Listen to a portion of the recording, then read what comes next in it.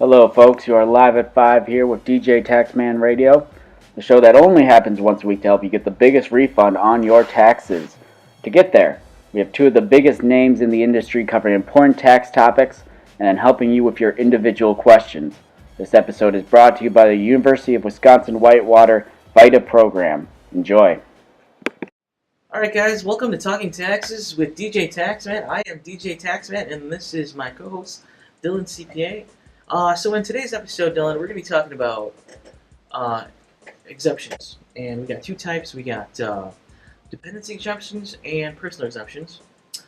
So we're going to go over the basics of exemptions, and then we're going to have a session in our episode here. We're going to actually take calls on specific questions our listeners may have, and we'll try our best to answer those.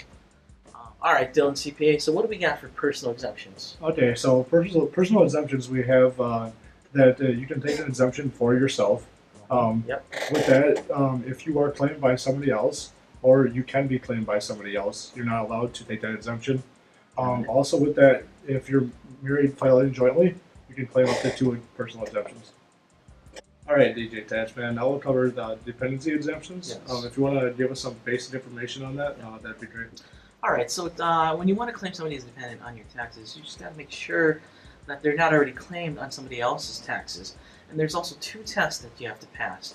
Dylan CPA, can you explain those 2 tests? Okay, the 2 tests that you must meet, but you can have one or the other, are the qualifying child and the qualifying relative test. Now, we're going to go further into detail right now. So Dylan, the first one is going to be qualifying child. So we got 5 criteria here, and you got all 5 have to be met in order to claim somebody as dependent on your taxes. So the first one is the relationship test. And here it can't be a generation older than you, so we're looking at examples: brother, sister, stepbrother, etc. Alright, so Dylan, the second criteria is the age test that they got to pass. If they're 19 or younger, otherwise if they are a full-time student, they can be 24 or younger. Otherwise, if they're totally disabled, then there's no age limit. So next is our third criteria, and that is the residency test. This one is simple. The child just has to be with you for more than half the year.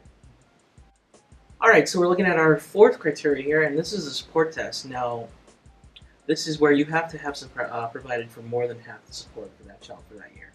Alright, Dylan, so for the last criteria, your dependent that you're claiming, they can't have filed a joint return for the year. So look, if they meet all the 5 criteria, you can claim them as dependent. Otherwise, we have the other test, which is the qualifying relative. Dylan CPA, why don't you talk about that?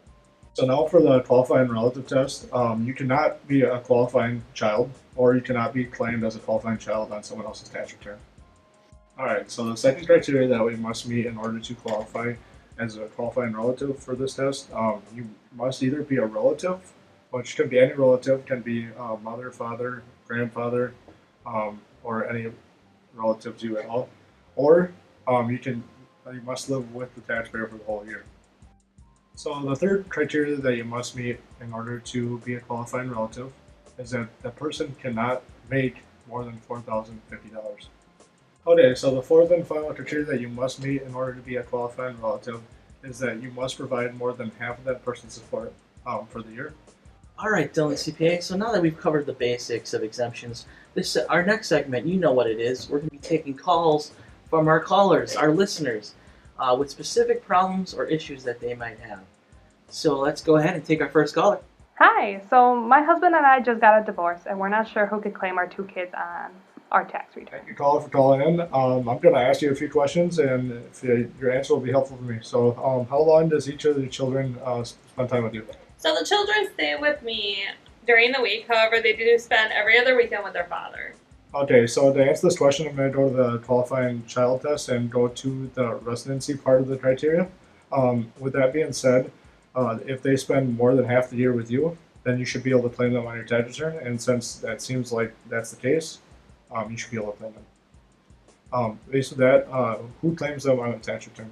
Unfortunately, I believe my husband claimed the kids. Is there anything that I can do about that?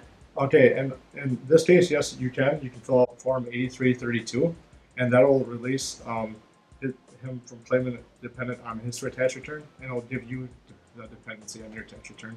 Okay, wonderful. Thank you for all your help today. All right, thank Thanks you. for calling and in. We'll go to the next caller. Caller, you on the air? Hi, my parents have been living with my wife and I since February. Is there any way that I can claim them as dependents on my tax return? So based on the qualifying relative test, I got two questions for you. Do you provide for over half their support? Yes, we do. And do your parents make more than $4,050? No, they do not. Okay, so based on those two questions, you can claim your parents as dependents. Josh, does that answer your question? Yeah, it does, but I have one more if that's alright. Yeah, go ahead. My wife and I are planning to move my parents into a nursing home this year. Will we still be able to claim them in the future? Oh yes, you can, Josh. Based on the qualifying relative test, it doesn't matter for residency if they live with you or in a retirement home. You can claim them.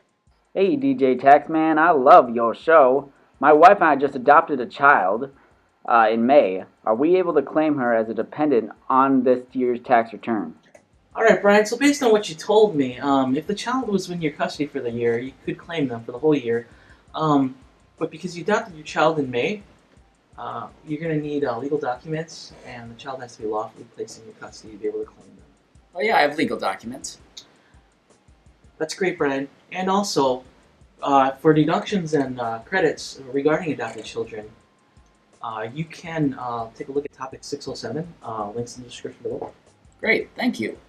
And Thanks for calling. next caller. Hi guys, I'm a full-time student at the University of Wisconsin-Whitewater, go Warhawks, and I'm doing my taxes for the first time. My dad said that he's going to claim me as a dependent, and I'm not exactly sure what that means. How will this affect my taxes? All right, caller. Based on your question, since your parents are claiming you on their tax return, you cannot claim an exemption for yourself.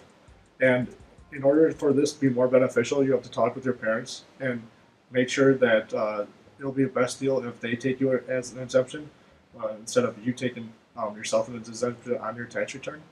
Also, based with this, there are certain credits that you won't be able to get if you're claimed on your parents' tax return, such as the homestead credit or education credits. With that being said, feel free to do the math, and if you have any more questions, call back some other time. All right, thank you, caller. All right, guys, that's all the time we have. I just want to thank everybody for calling in and asking your questions.